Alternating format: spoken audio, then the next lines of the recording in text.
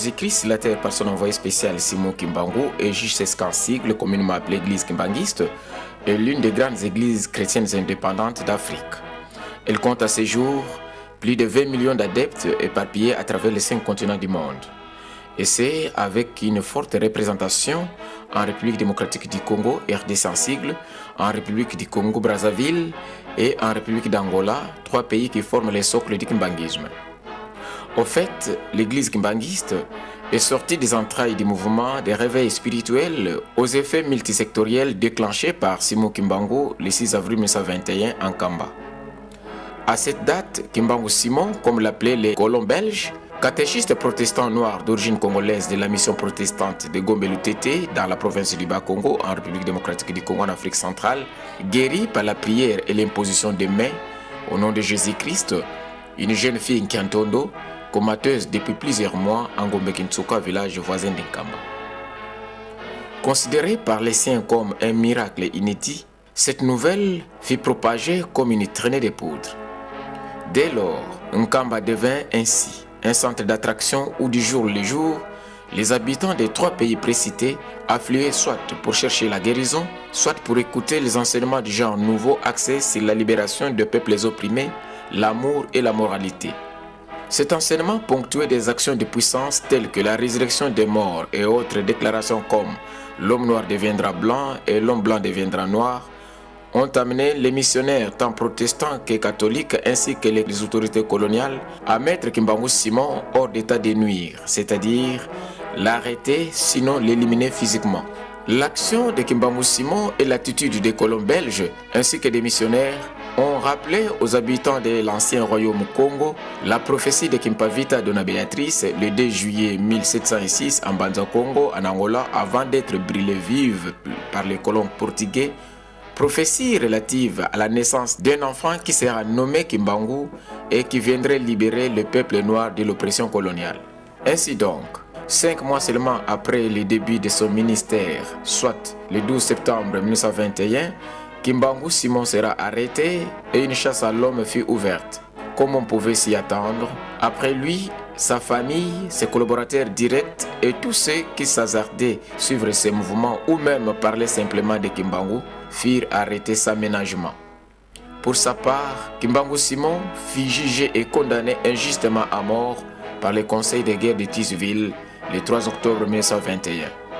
Après les échecs successifs de la pendaison et des rejets dans les eaux du fleuve Congo à Lutendele à Kinshasa, l'homme du 6 avril et les siens furent envoyés en relégation dans des endroits éloignés de leur milieu de provenance. Les statistiques renseignent qu'il y a eu au total 37 000 familles déportées et 150 000 martyrs à travers les 3 pays, entendez la République démocratique du Congo, la République du Congo-Brazzaville et la République portugaise d'Angola. En ce qui concerne l'homme du 6 avril, Simon Kimbangu donc, il écopa 30 ans d'incarcération ferme à la prison de Kasombo à Elisabethville, actuelle ville de Lubumbashi. Et c'est dans des conditions quasiment inhumaines d'où il rendra l'âme le 12 octobre 1951 en présence des gardes à l'hôpital Prince Léopold. Cependant, à la même heure et date, naissait en Kamba l'actuel chef spirituel et représentant légal, son éminence Simon Kimbangu Kiangani, de l'union du second fils de Simon Kimbangu. Nous avons cité Dialungana Kiangani Salomon et Nkiwasi Silwa Mari. Toutefois, à Gombe-Kintsuka où elle vivait en résidence surveillée, Mwiluke Wanganditani Marie, l'épouse de Simon Kimbangu, continua secrètement à diriger le mouvement laissé par son époux. Cela jusqu'au matin du 27 avril 1959, date de sa mort. Mwilu Marie a eu le mérite de pouvoir élever ses enfants dans la crainte de Dieu et d'avoir protégé l'héritage spirituel laissé par son époux, tel que les bâtons prophétiques et divers documents écrits sur l'avenir du monde en général et de l'Afrique en particulier, notamment de l'homme noir. Nous savons aussi que c'est dans cet ordre d'idées que le 6 avril 2010 en Kamba, le gouvernement de la République démocratique du Congo, de Joseph Kabila Kabange donc, a décerné à titre posthume à Maman Mwiluke Wanganditani Marie la médaille d'or de mérite maternel. Nous savons également qu'en 1958, Mwiluke Wanganditani Marie a demandé à son fils aîné, Kesolukele Lukelo Charles, qui se rendait à Bruxelles dans le cadre du concours des comités d'État, d'entrer en contact avec le roi Baudouin Ier envie de lui rappeler les pactes signés par son père, Albert Ier, avec Simon Kimbangu, son mari, relatifs à l'indépendance du Congo belge. Chose qui fut faite car le jeudi 30 juin 1960, la République démocratique du Congo obtint son indépendance.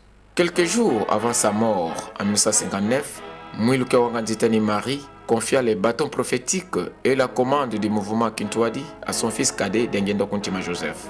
C'est lui qui fit le secrétaire au cabinet du gouverneur Penyeta à Kinshasa, Kakananga.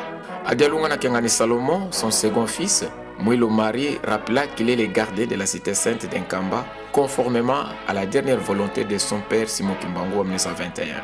En ce moment-là, rappelons-le, son fils aîné Kisolokele Lukelo Charles fit agent territorial à Tchela dans la province du Bas-Congo.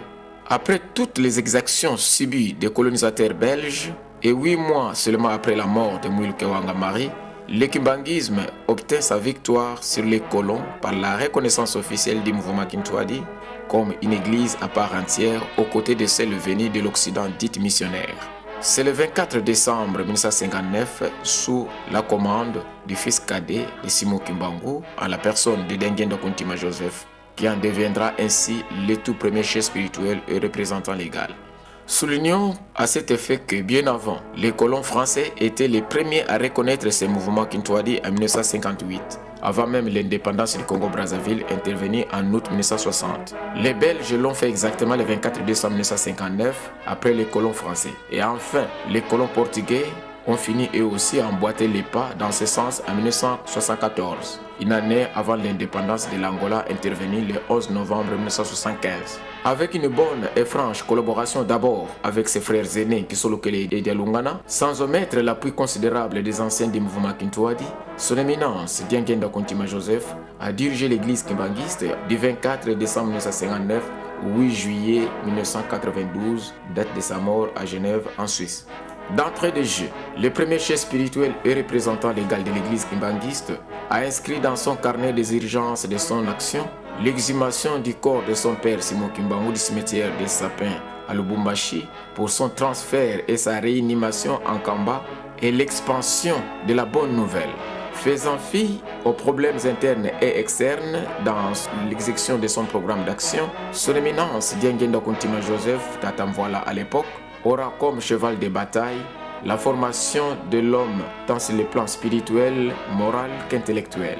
Ainsi, pour faire face à la chasse des parents et élèves dans les écoles missionnaires, Dengendo Kuntima Joseph, le chef spirituel, procéda sans attendre à la création du réseau d'enseignement privé kimbanguiste le 4 janvier 1960.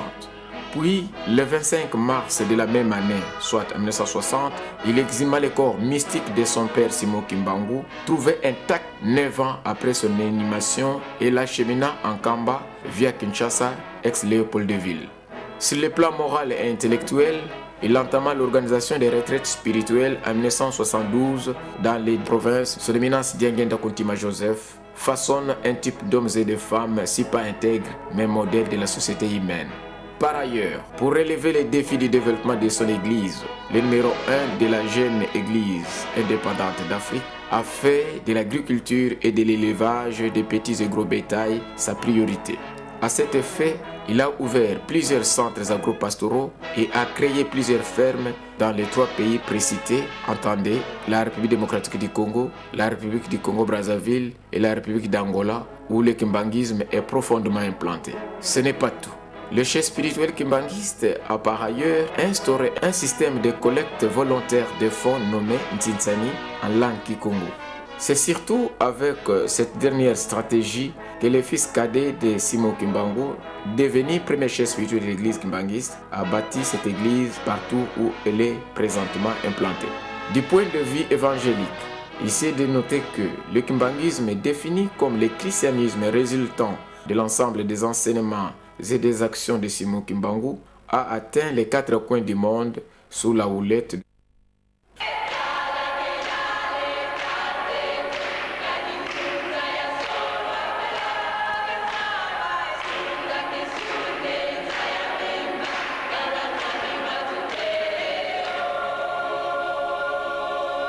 Celui-ci a sillonné les 5 continents du monde pour annoncer la bonne nouvelle qui se résume en Bolingo, Mibeko, Misala, c'est-à-dire la pratique d'amour de Dieu et du prochain, le respect des commandements divins et le travail ou les bonnes œuvres.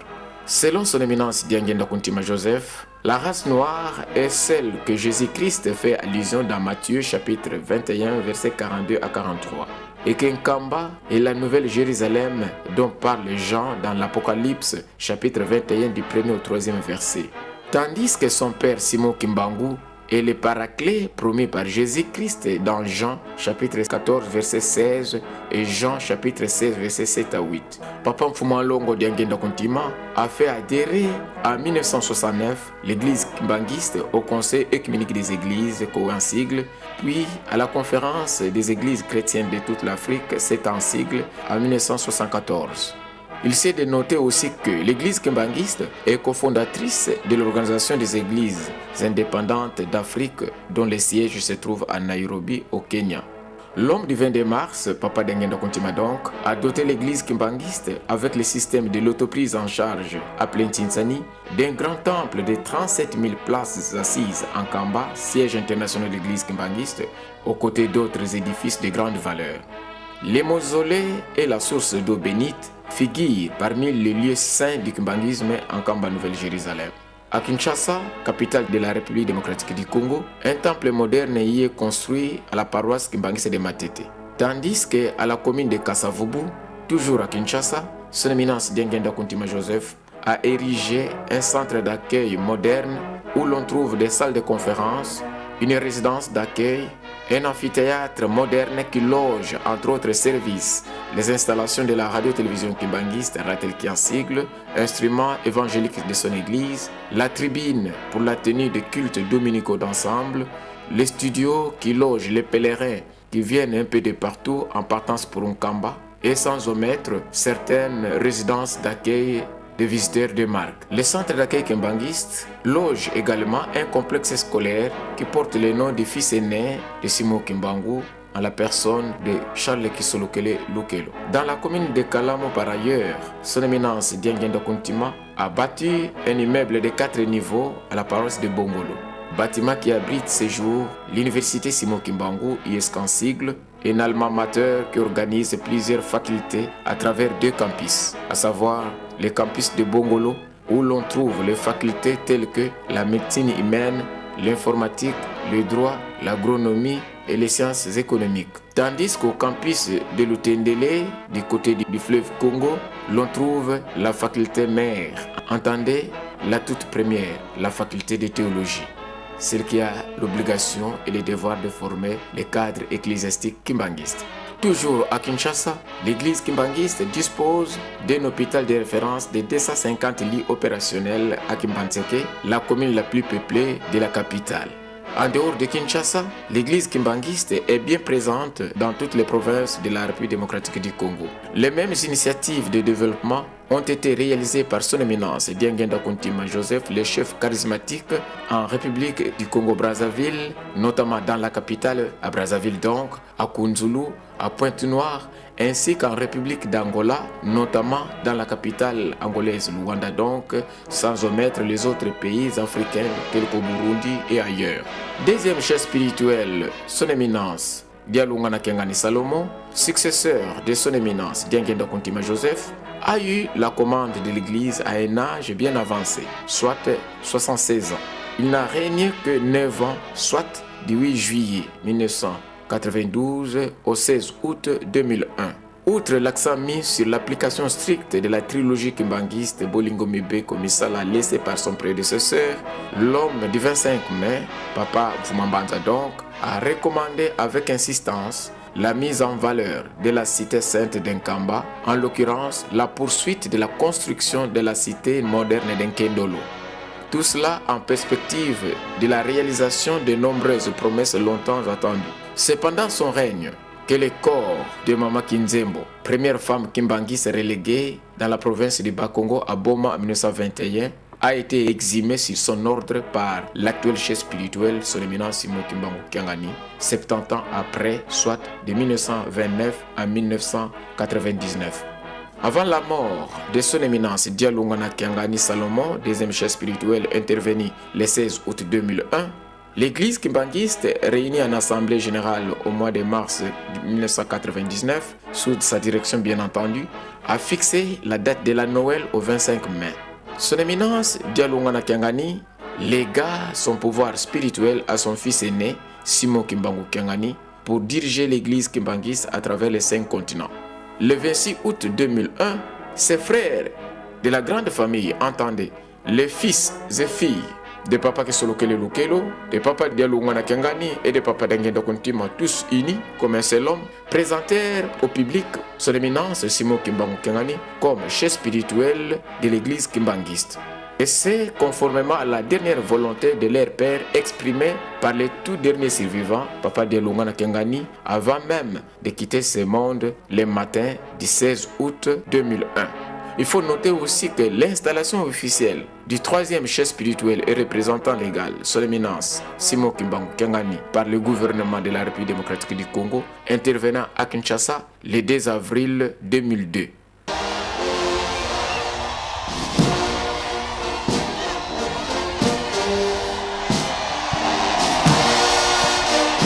Voilà, son éminence Simon Kimbangu Kiangani a pris place pour adresser son message de ce dimanche 1er novembre 2009 aux Kinois et à l'opinion publique.